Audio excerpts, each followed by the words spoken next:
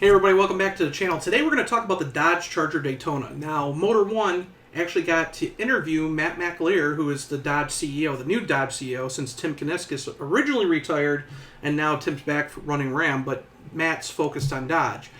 And with the development of the Dodge Charger Daytona and it now reaching dealerships, there's been a lot of questions. And one of the big questions was at the media drive was the car couldn't do a burnout. It didn't have a line lock feature.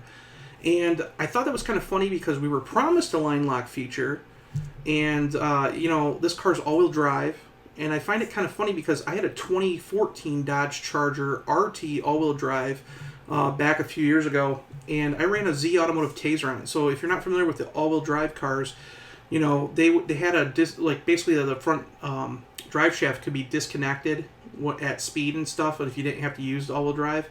But the Z Automotive Taser would actually force that to be shut off, and it would give you line lock and allow you to do burnouts and would allow you to do like a forced rear-wheel drive system. And originally when this car made its debut as the Banshee concept, we were told something like that would happen. Like you could shut the all-wheel drive system off and do burnouts and donuts and stuff. Well, there is a donut mode, but unfortunately there isn't line lock yet. So Motor One actually got to talk to Matt McAlear about that, and they said, or basically what he said was, the feature's coming. It's going to be on the 2026 models, and he goes, line lock is still something we're focused on for the SRT variant that will come out in 2026. So whether this option will be trickled down to the scat packs or maybe an over-the-air update, we don't know. He didn't elaborate on that, and that's something I'm really trying to find out.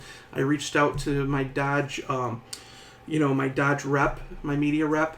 Hopefully we'll get some answers in the next couple of days. It is the weekend, so when I'm shooting this, so I don't know yet. But we're really hoping that, something will come about with that. But the other big part of the article with Motor One was the fact that Matt brought up the fact that, people aren't pleased with, there's no HEMI V8 in this car. And we've heard things, for a while now, that this car can't accept a HEMI V8, and it sounds like it's true. I've been told from people that work at Windsor that they've measured the strut towers, and that the strut towers are 2 inches inboard on both sides. Like they would have to take and move them out. The front cradle won't fit a HEMI V8 on top of that, so they have to redesign the front cradle. The firewall would need to be pushed back, I think like 3/4 of an inch or something like that. And then the front of the car would have to be pushed out a little bit, or pushed back a little bit, because the front end's pushed out so far because the 3-liter Hurricane engine is actually longer but narrower than the HEMI V8. So there's just a lot of things that would go into the development. So even if this were to happen, it would take probably a couple years and lots of money, like a couple $100 million to redevelop the whole front end of the car. So honestly, I really wouldn't see a HEMI engine at least being thrown into one of these cars until like maybe a mid-cycle refresh, maybe like in 2027, 2028. So that's the thing. We've seen with the Fiat 500 how sales of the electric version have been failing both in Europe and in North America, that Stellantis and Fiat have thrown $110 million on a program that was made to be a multi-energy platform like this car, but they spent $110 million to put in a hybrid 1-liter 3-cylinder engine into the 500, but it's taken that amount of money, and it's taken time because it won't be available until late 2026. That's what we're hearing, by the time they develop it, engineer it, get the suppliers on board and all that stuff, even though that engine's already in other vehicles. So it takes time.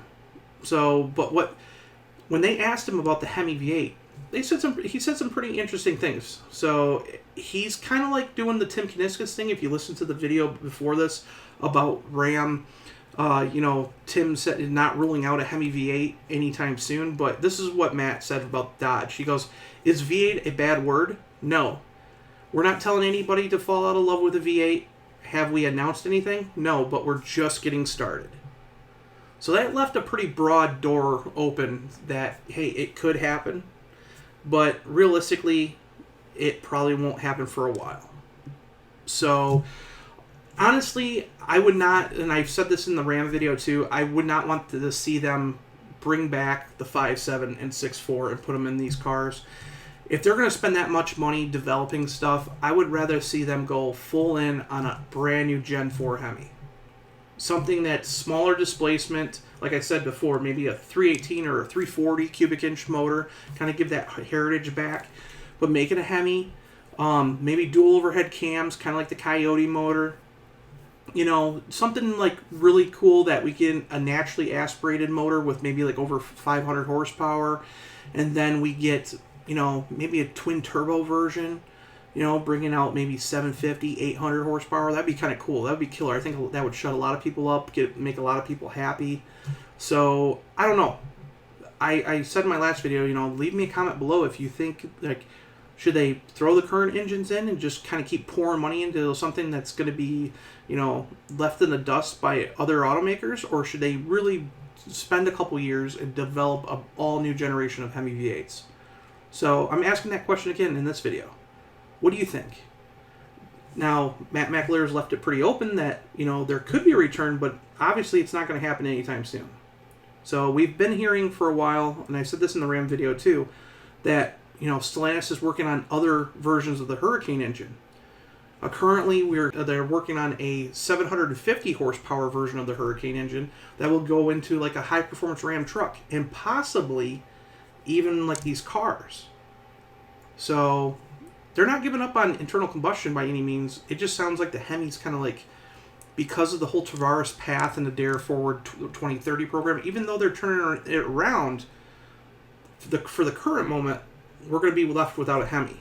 So what would you rather see them do? Would you rather see them rush, you know, put something in that's old technology, or would you rather see them build something new from the ground up and spend a couple years really developing something special? So leave your comment below. What do you think of the possibility of a Hemi coming back in the new Charger? I think the new Charger is a great looking car.